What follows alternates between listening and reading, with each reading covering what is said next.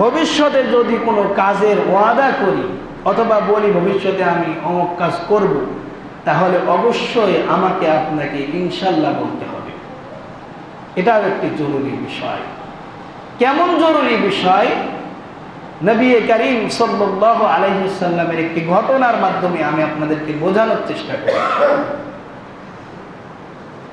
ইহুদিদের একটি দল রাসূল করিম সাল্লাল্লাহু আলাইহি ওয়াসাল্লামের কাছে আসলেন, আগমন করলেন।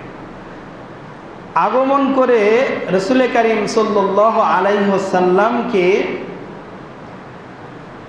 আগমন করার পূর্বে তারা যুক্তি করল যে মুহাম্মদ যে নিজেকে নবী দাবি করে, ইসলামের দাওয়াত দিচ্ছে, তাকে পরীক্ষা করা দরকার, সে আসলে নবী কিনা। তো ইহুদি পণ্ডিতরা পরামর্শ করল যে মুহাম্মদের কাছে আমরা তিনটি বিষয় গিয়ে প্রশ্ন করব। এই তিনটি বিষয়ে যদি তারা উত্তর দিতে পারে, যদি মুহাম্মদ উত্তর দিতে পারে এই তিনটি বিষয়ে, তাহলে আমরা সে যে সত্য নবী এ বিষয়ে স্বীকার করব। তাহলে আমরা বুঝতে পারবো যে সে আসলেই আল্লাহ রাব্বুল আলামিনের পক্ষ থেকে প্রেরিত রাসূল। তো তারা নবী করিম সাল্লাল্লাহু আলাইহি ওয়াসাল্লামের কাছে আগমন করলেন। নবীজির কাছে আসার পরে নবীজিকে বললেন যে মুহাম্মদ, আমরা এসেছি তোমার কাছে ইসলাম ধর্ম গ্রহণ করার জন্য। নবীজি বললেন আলহামদুলিল্লাহ, এটা খুব ভালো সুসংবাদ। তখন ইহুদিরা বলল, তবে একটি শর্ত আছে।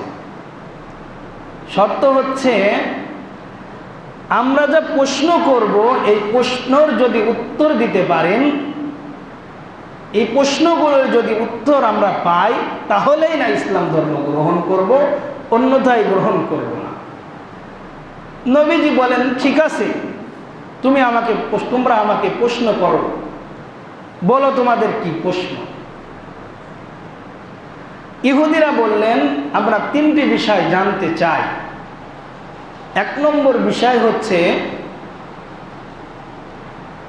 যে রূহ কি জিনিস, এই বিষয়টি সম্পর্কে জানতে চাই। দুই নম্বর প্রশ্ন হচ্ছে আসহাবে কাহাফ এর ঘটনা কি, সে বিষয়টি সম্পর্কে জানতে চাই। তিন নম্বর প্রশ্ন হচ্ছে যুলকারনাইন সম্পর্কে জানতে চাই। এই তিনটি প্রশ্নের উত্তর যদি আপনি রাসূল দিতে পারেন, তাহলে আমরা ইসলাম ধর্ম গ্রহণ করব। সম্মানিত হাজিরিন, রাসূল করিম সাল্লাল্লাহু আলাইহি ওয়াসাল্লাম বললেন গাদান উজিবুকুম, আগামীকাল তোমাদের এই প্রশ্নের উত্তর আমি দিব। কারণ নবী করিম সাল্লাল্লাহু আলাইহি ওয়াসাল্লাম নিজে থেকে কোনো কিছু বলতেন না যতক্ষণ না পর্যন্ত আল্লাহ তাআলার পক্ষ থেকে ওহী নাজিল হতো। ওমা ইয়ানতিকু আনিল হাওয়া, নিজের মন গড়া কোনো কথা নবী করিম সাল্লাল্লাহু আলাইহি ওয়াসাল্লাম বলতেন না। ইন হুয়া ইল্লা ওয়াহয়ু ইউহা, যতক্ষণ না পর্যন্ত আল্লাহ তাআলার পক্ষ থেকে ওহী নাজিল হতো ততক্ষণ নবীজি মন থেকে কিছু বলতেন না।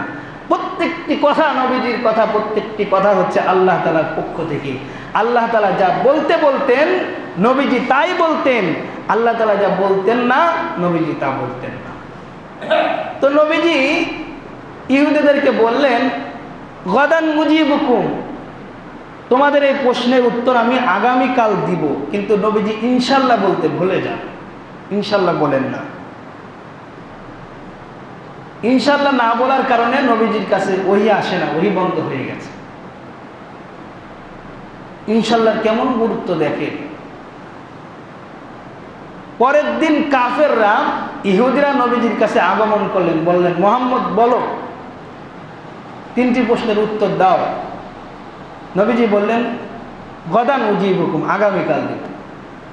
পরের দিন আবার ইহুদিরা আসলেন, নবীজি আবার বললেন গাদান উজিবুকুম, পরের দিন দিব। নবীজি বিব্রত, অনেক পেরেশানির মধ্যে পড়ে গেলেন যে নবীজির কাছে ওহী আসে না। নবীজি হতাশ, কি কারণে আমার কাছে ওহী আসে না। এদিকে কাফেররা প্রোপাগান্ডা চালাতে শুরু করলো। তারা বিভিন্নভাবে কুচ্ছা রটনা করতে শুরু করলো। তারা নবীজিকে কষ্ট দেওয়ার জন্য নবীজির নামে মিথ্যা প্রতিপন্ন করা শুরু করলো। নবীজি তো কষ্টে, যন্ত্রণায়, পেরেশানিতে, হতাশ। টানা 15 দিন নবী করিম সাল্লাল্লাহু আলাইহি ওয়াসাল্লামের কাছে ওহী আসা বন্ধ হয়ে গেছে। 15 দিন পর নবীজির কাছে আগমন করলেন জিবরাইল আলাইহিস সালাতু ওয়াস সালাম। আপনারা জানেন জিবরাইলের মাধ্যমে আল্লাহ তাআলা নবীজির কাছে ওহী নাযিল করতেন, বিভিন্নভাবে ওহী নাযিল করতেন। তার মধ্যে অন্যতম আরেকটি মাধ্যম হচ্ছে জিবরাইল আলাইহিস সালাতু ওয়াস সালামের মাধ্যমে ওহী নাযিল করতেন আল্লাহ।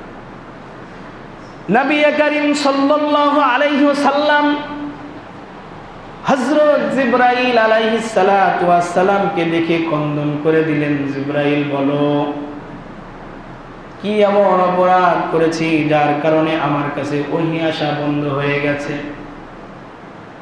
নবীজি এভাবে জিবরাইলের কাছে বললেন যে কি এমন অপরাধ করেছি, আমার কি ভুল হলো যে আমার কাছে ওহী আসে নাই?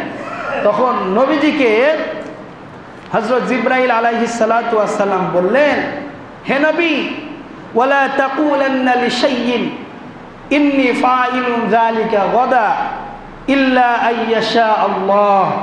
মনে রাখবেন, আপনার উপরে কেন ওহী আসে নাই আপনি কি জানেন? কারণ আপনি যখন আপনার কাছে যারা প্রশ্ন করেছিল, প্রশ্নকারীদেরকে আপনি বলেছিলেন আগামীকাল গাদান উজিবুকুম, তোমাদেরকে উত্তর দিব। আপনি যেহেতু ইনশাল্লাহ বলেন নাই, এজন্য আল্লাহ তাআলা আপনার উপরে 15 দিন ওহী আসা বন্ধ করে দিয়েছে।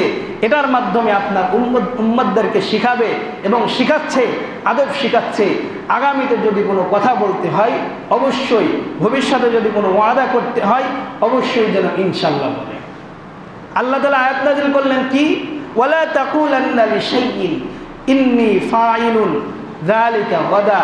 হে নবী, আপনি কথা বলবেন না যে আমি আগামীকাল এই কাজটি করব, এমন কাজ করব, বরং ইল্লা আইয়াশা, আপনি বলেন আল্লাহ তাআলা যদি তৌফিক দেন তাহলে আগামীকাল আমি এই কাজটি করব। তাহলে এই আয়াত থেকে আমরা কি বুঝলাম? এই ঘটনা থেকে কি বুঝলাম? যে আগামীকাল কোনো কাজ করার ওয়াদা করলে, কোনো কথা বললে, প্রতিশ্রুতি দিলে আমাদেরকে কি বলতে হবে?